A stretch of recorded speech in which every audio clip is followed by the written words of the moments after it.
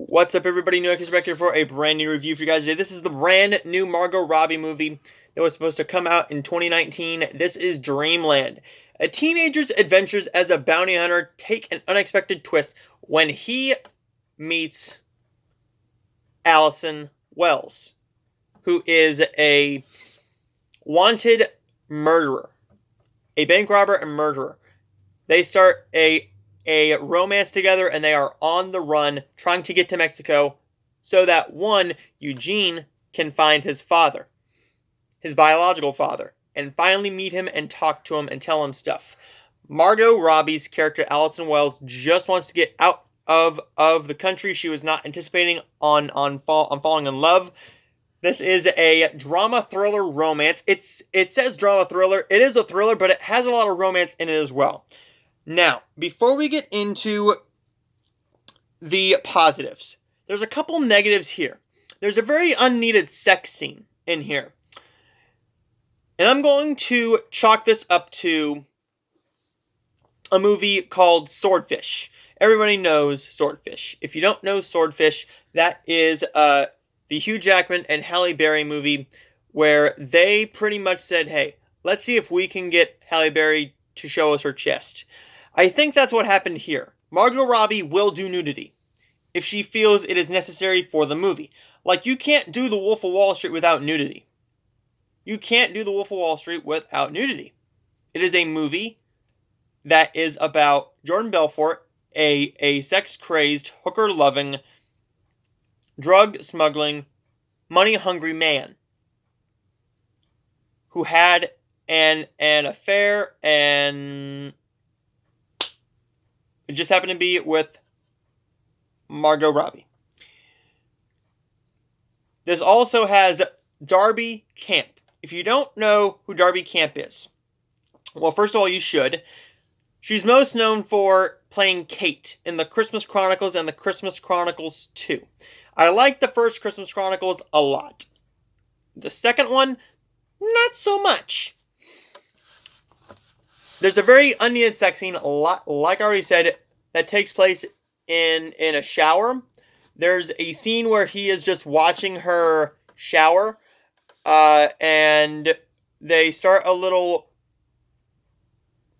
have sex out of just nowhere. It makes no sense why they would have sex right then and there, other than, well, he's naked, she's naked. It doesn't add anything to the story, because you could have done a better job growing this romance and writing this romance instead of, let's have a topless sex scene. Now, don't get me wrong. I don't have a problem with nudity if done well and handled well. This just felt very gratuitous.